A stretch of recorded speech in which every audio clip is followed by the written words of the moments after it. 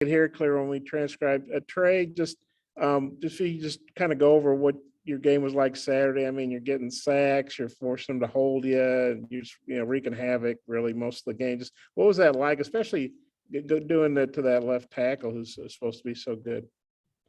I mean, like I said before, it's just being out there with my brothers and, doing good during the preparation that Barry Odom had for us and, actually selling on the keys and coming through with the win was pretty nice. But on defense, the reason I was able to play like that and play that way is because everybody was doing their job. So I think it was just everybody on defense doing a good job, which made me be able to shine.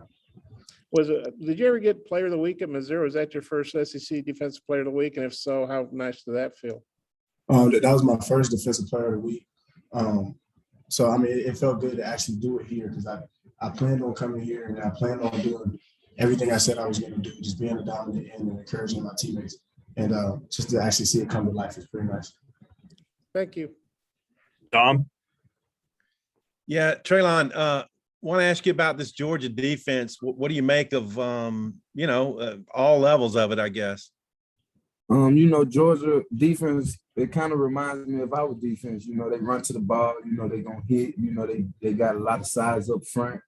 But man, that's what practice comes in, starting yesterday, we went out there and we plan on execute. We got to execute on all cylinders. The O-line got to be physical, real physical this week.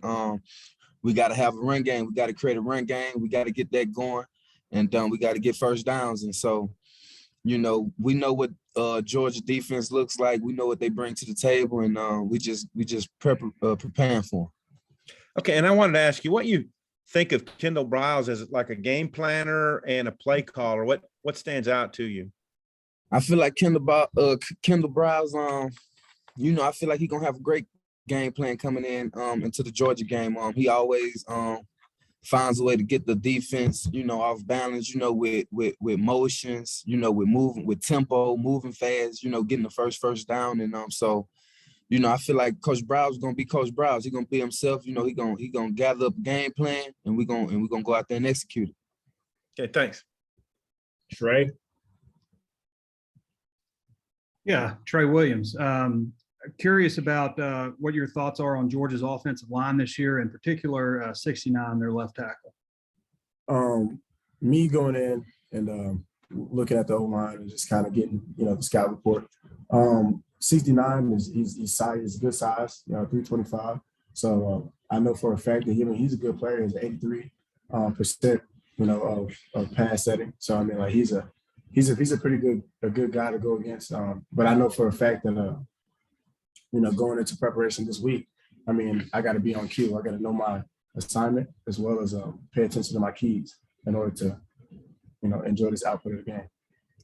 And just your thoughts on how preparation has gone for you guys on defense so far this week. Excuse me, what'd you say? How preparation has gone so far this week for you guys? Preparation is good. I mean, as far as today was a real good day. It was hot outside. Got a lot of guys running to the ball. A lot of the intensity at practice was really high. So I feel like practice is going to be real good, and the preparation has been real good too. Jordan? Hey, question for Trelon. You eclipsed the 1,000-yard rushing mark last week. Can you all hear me? Yes, I can hear you. Okay. I'm on my back now. Eclipsing the 1,000-yard rushing mark last week. Did you know that? What does that mean to you, if anything? How cool is that? I actually did find out that I reached the 1,000-yard mark last week, and just truly blessed. Blessed, and I just plan on to keep running, man, keep gaining some more yards, and come this weekend, that's my goal, man. Just run hard and just keep racking them up. Try to reach 2,000, then next 3,000. So, my whole mindset is just to keep doing what I'm doing, and just execute on a high level each week. Otis? Trelon, in the SEC, it's a little bit tougher to get outside because of the speed of the defenses, Right. Obviously, you're not that big, but you did a pretty good job of running inside against A&M and then breaking it outside after you got past the initial deal. Let's talk about that, just the speed in the SEC on defense and stuff. Right. The speed in the SEC is unbelievable, man. You know, you got DNs who can get to the sideline fast. You know, you got linebackers who's good running side to side. So, you know, when I play ball, especially in the SEC, you know, I think about getting vertical as fast as possible. You know, I want to get vertical as fast as possible, even on the outside zone play. You know, when I'm running outside zone, once I see it, you know, I hit it. That's my main focus. And you know, with us being in the SEC, I know you know, it's a powerful game. You know, they're gonna tackle, they're gonna come to hit, and so, you know, I just prepare myself, you know, just to get vertical and get what I can get. This is kind of a silly question, but Sam said this was the first time that AJ Green had ever flown. Did you guys kind of have to talk to him about getting on the plane and stuff? Nah, AJ, he handled it pretty well. You know, this was his first time flying, but you know, once the plane was in the air, you know, the jitters went away, man. He was perfectly fine. Thanks, man. Come back around, Bob. Yeah, Trelon, I mean, going against Trey in camp and practice, just what, and I guess, you know, seeing how he plays in these games, what's your take on him as a defensive player? And you're glad you don't have to play against him in real games? Oh man, Trey, man, he's a Trey Will, man. He's a wonderful player, man, a great player to be exact. You know, I've watched him since he's been here, and from the very first snap, you know, I knew he was gonna be special, man. He got a great get off, you know, he got an eye for the ball. As soon as it snaps, he's coming off the ball real fast. And I went against that all spring, you know, all fall camp, all spring ball. I went against that, you know, trying to beat him to the outside, trying to get him off his, you know, off his track. And I feel like it helped the both of us a lot, you know, in both ways. You know, him on defense, me on offense. You know, they say iron sharpens iron, and I truly believe that he helped me a lot this offseason. And Trey, you obviously went to Mizzou with Barry Odom there, and then you're reunited with him. How important was his presence here to you deciding to come here when you decided to leave Houston, I guess it was? And just what do you think of Barry as a coordinator and a play caller for you guys, and how much trouble he gives the other teams? See, Barry Odom, me and him, we have a real special relationship. I think everybody on the defense has a real special relationship, and even on offense has a special relationship with Barry Odom. Just the way he prepares us, and the way that the way he talks to us and gets us riled up, and the way that he lets us know that we're family and all we got is each other is what I love about Barry Odom. And he always gives the other team a hard time because we're bought into the system, you know, as a whole, and actually taking in what he's saying and putting it out there. Yeah, when you guys work on a game plan all week and then it's Friday night or Saturday morning or whatever before the game, you're thinking, wow, this is a great game plan.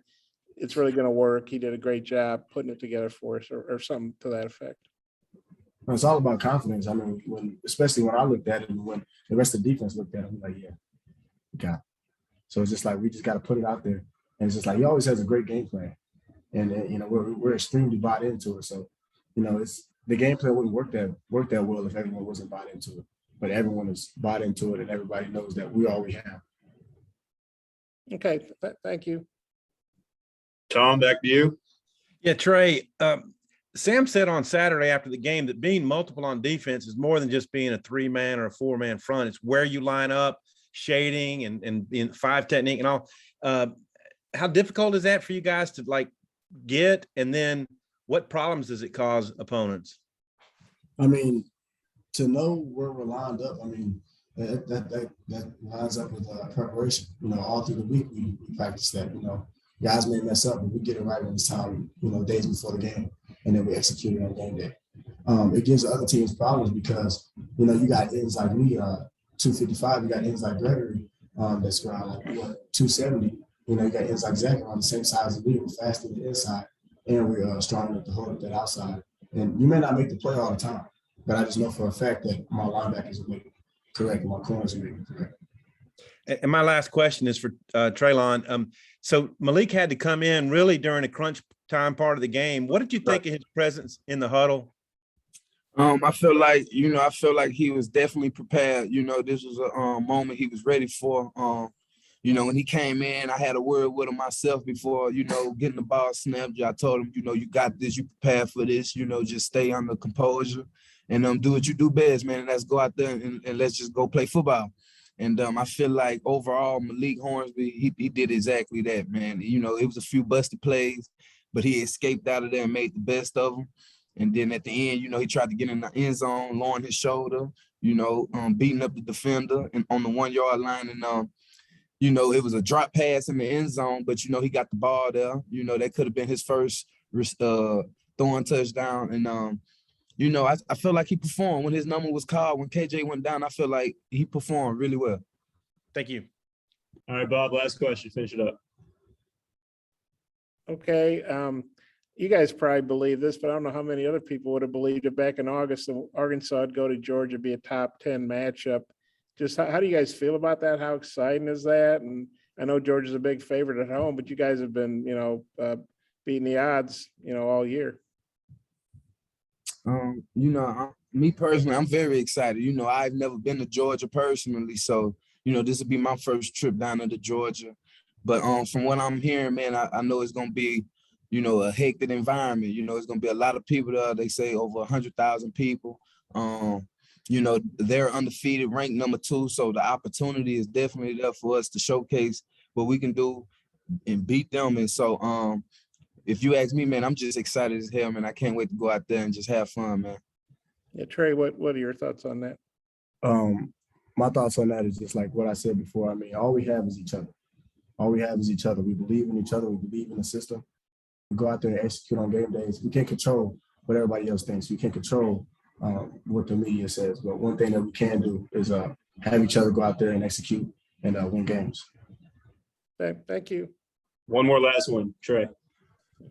Well, Bob kind of asked it, but I did want to ask you specifically, Trey, just about you've been to Athens before, and for a lot of guys, this is their first road trip ever. What can you tell us about just the experience there? I noticed you guys were bumping music today at practice, and just the experience in Athens, and maybe what you can relate to your teammates that haven't seen an environment like that. For my teammates that hasn't seen an environment like that, I would just say soak in the moment, live in the moment, because you know it's going to be a heck of an environment. You know, so live in the moment. You know, being on the field, you may not be able to hear it. So just pay attention to your keys. Look to the sideline, get the play, execute, go hard. You know what I mean? Just do what you're supposed to do. Do your job, and we'll come out with something nice. Thanks, guys. Thank you, guys. Appreciate the time. Thank you.